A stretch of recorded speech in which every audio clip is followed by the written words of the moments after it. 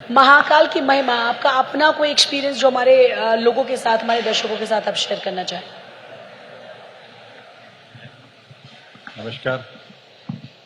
महाकाल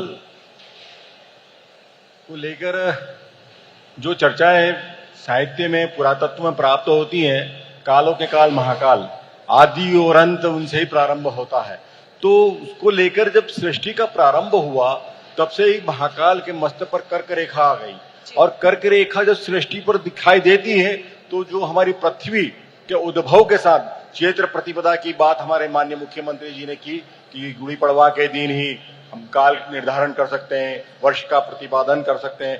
तो जो कालों के काल महाकाल स्वयंभू यहाँ पर विराजे हैं, उनसे जो आदि और अंत प्रारंभ हुआ है तो वो हमें सृष्टि पर ही दिखाई देता है। जिस प्रकार से कर्क रेखा, मकर रेखा, अब इन दोनों रेखाओं के क्रॉस बिंदु जिस प्रकार से उनके मस्तक पर होते हैं और उसमें शून्य रेखा आ जाती है तो वह हमारे काल का निर्धारण करने के लिए बहुत महत्वपूर्ण होती है। और ऐसा 1888 की बात माननीय मुख्यमंत्री जी कर रहे थे कि फ्रांस का वर्चस्व हुआ, 50 वर्ष तक पेरिस से ही हमारी काल निर्धारण होता रहा।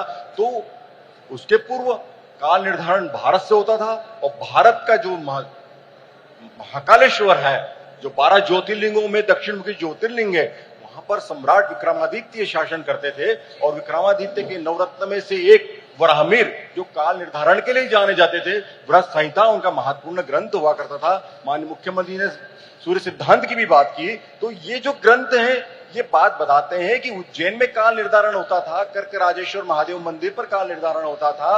1732 में जब सवाई जय सिंह मालवा के सूबेदार बनकर आए, जयपुर के शासक, तो उन्होंने 5 ऑब्जर्वेटरियां बनाई और आदि से अंत का हमें चित्रण दिखाया।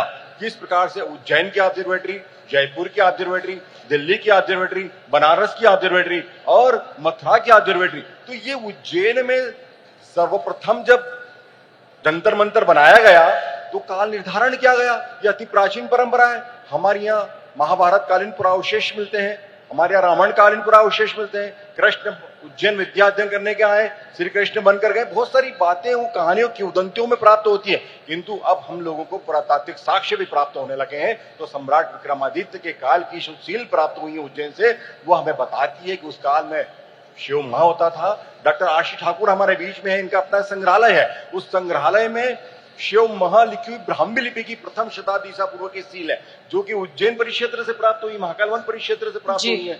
तो इस प्रकार के अवशेष हमें जो मिलते जा रहे हैं, जैसे माननीय मुख्यमंत्री जी ने एक छठी ऑब्जर्वेटरी की बात की है, वो उस आचार्य वराहमिर न्यास के कर्ता धर्ता भी है। और यहाँ से 30 किलोमीटर पर, यानी कि खगोलवेत्ताओं ने, भूगोलवेत्ताओं ने, पुरातत्ववेत्ताओं ने निर्धारित किया है कि ये जो कर्क रेखा है 5000 वर्ष में दोलन करती है, 15 मिलीमीटर दोलन करती है।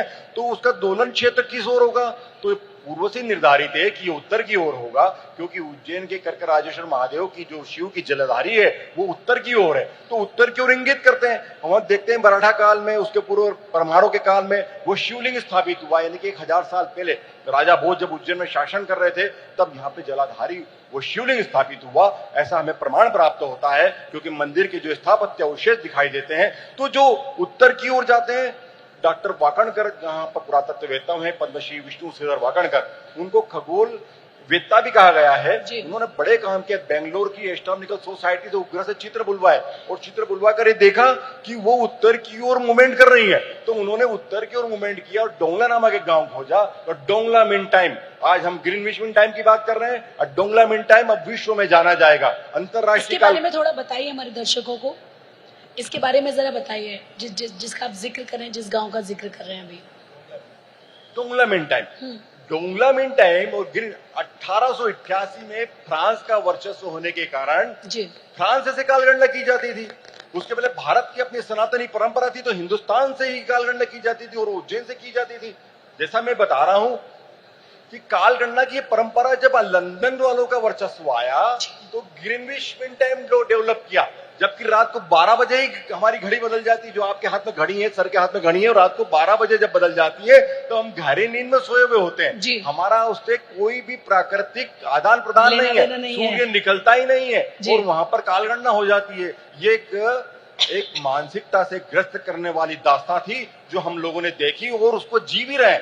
किंतु अब हमारी सनातनी परंपराएं जीवित हो गई हैं, हमारी छठी ऑब्जर्वेटरी जीवित हो गई है, जहां शंकु यंत्र है, भास्कर यंत्र है, भित्ति यंत्र है, नाड़ी वलय यंत्र है और सम्राट यंत्र है। इतने महत्वपूर्ण यंत्र बना दिए गए हैं डोंगला में, जहां पर हम क्षण प्रतिक्षण की काल गणना कर सकते हैं। तो अब ग्रीनविच मीन टाइम की बजाय हम डोंगला मीन टाइम ही स्वीकार करेंगे और यह एक हमारे लिए बहुत महत्वपूर्ण और अनुकरणीय कार्य है। देश की मानसिकता को गुलामी की दास्तां से निकालने के लिए ये बहुत बड़ी बात होगी।